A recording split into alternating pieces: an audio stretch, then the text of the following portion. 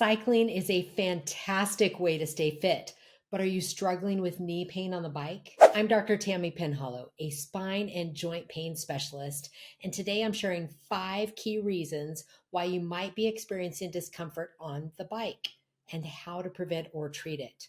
From improper bike fit to overexertion, we'll cover it all so you can enjoy your rides pain-free. Don't forget to like and subscribe for more expert insights on keeping your joints healthy. Let's keep those wheels turning smoothly. Let's jump right in. Really, we can narrow things down to five. 5 reasons that people are getting some form of knee pain while cycling. And I'd like to break those down into very manageable bites and how to determine which one is causing your knee pain, and even better, how to fix that. So the first one, let's just start with saddle fit. When you are in the saddle, we need to have it A, not too high, B, not too low. If the saddle's too high, then you're actually having to extend too far down. Your hamstrings are stretching and your IT band is also overstretching. That's likely to put some pain on the back of your knee. If it's too low, then you're likely to get more of a kneecap pain. It's putting some tension on that patellofemoral ligament and that joint. So what's the ideal? The ideal is a flexion of 27 to 37 degrees. It's hard to measure that in yourself. So getting the bike fit for you by somebody who knows how to do this at the bike shop or at somebody within a bike club, that's the best thing to do, because you don't want to have pain in the front or the back of your knee from the seat not being at the right height. Similarly, the saddle position. So this is not its height, it's where it's at in relationship to the handlebars and how you're stretching forward or being too far back. So if the saddle is too far forward, you're likely to put stress on the front of the knee pain again. That's stressing the patellofemoral tendon. If the saddle is too far back, then you're likely to get back of the knee pain. So similarly, it not only corresponds to too tall and back of knee pain with too far back, or too short with too close to the handlebars and front of the knee pain. So they kind of go together. Number 3, for the foot placement. So we're going to go back into the whole talk about Q angles. So remember, that's where the hips go with the knees, go with the ankles. And in general, women tend to have a wider Q angle, wider hips. So I'm going to exaggerate here, say here are my hips, here are my knees. If I've got a wide Q angle, I'm likely to put some stress along this vector on the medial aspect of the knees. Well, imagine then from the knees where my feet go out here. So if my feet are too far wide, too far out, and I've got a wider Q angle, that's another vector coming upward, putting stress on the medial aspect of my knees. So having the feet in alignment is going to be very important.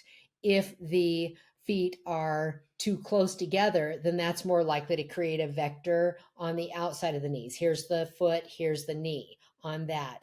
And we need to look again to make sure that we've got a line that drops from the hips to the knees to the feet.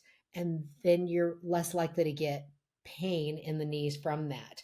You want to look at your cleats. You want to look at the wear and tear on your cleats, because if your strokes through that circular motion are putting too much pressure on the outside, then you're going to wear your cleats in an abnormal way. So check for that alignment for knee to foot. And it should be a nice vertical force that does not create the abnormal wear and tear on your cleats. Number 4, overexertion. That is just being so excited about being out there. You're motivated. You've got some friends you're riding with. You continue to ride. You may be increasing your riding distances by quite a bit each week. That can result in overexertion. So the guideline is not increasing your distance by more than 10% per week and allowing some recovery. You need to break it up. You don't want to be traveling 75 miles in a round trip to and from the office on hard rides every single day. If that's your commuting fashion, you need to work up to that. You're not going to commute on the bike 5 days a week for your very first week. You're going to do 1 day a week. You're then going to work for a 2 day a week, then 3 day a week, etc. So nice and build it up. The other thing would be is when you're changing from being a flat rider and all of a sudden you're a hill rider and you've not built up to that. So changing the form of a terrain, or if you are a road rider and now you're doing a bunch of higher impact and jolting off-road mountain biking.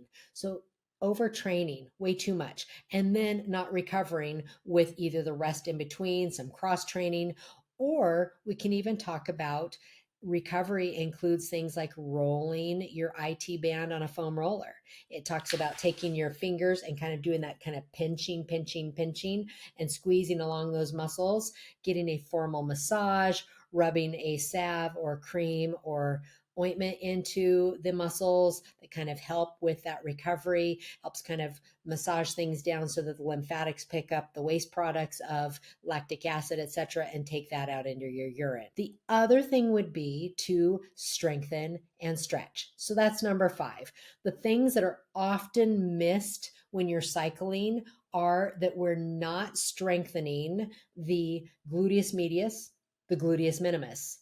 We are strengthening the heck out of that glute max. It's the biggest muscle. It gets a lot of it with the downward pull. But if we're not strengthening the abductors of the hip, the glute med, the glute min, and actually the IT band, then we can get some under development and it's under stimulating those muscles. They become weak, they become inactivated. So doing some things off the bike that are going to make sure that you are addressing your IT band, mostly it's stretching that one, and strengthening, activating, calling on, keeping at the front of the body's mind, the gluteus medius and the gluteus minimus. So those are the 5 things you can do if you're having some knee pain on the bike. Have somebody analyze your, kind of like somebody, if you're running, is analyzing your stride, have somebody watch and see, or you can look down and see, am I turning my knees out? Am I turning my knees in? Where are my feet in relationship to my knees? There should be a straight vector. Do I have a wide Q angle? Have I changed my cleats? Have I changed my shoes? What type of workouts am I doing? How am I recovering? What am I doing to help myself be more balanced so that the muscles that are not typically used during biking are at least getting strengthened and stretched? We don't want to ignore those because that can create some knee pain. If you enjoyed this episode, please like and subscribe. I will answer your questions in the comments below. Let's stay out there on the road or on the mountain bike trails, and let's keep our knees happy and healthy. Thank you. If you have knee pain and would like to learn more, I have a worksheet called 5 Things to Do Now to Reduce Your Knee Pain Within a Week. Go to www.kneeboostnow.com to download it for free. I'd love to hear from you, so please like, subscribe, and comment below so I can help you get out of your knee pain.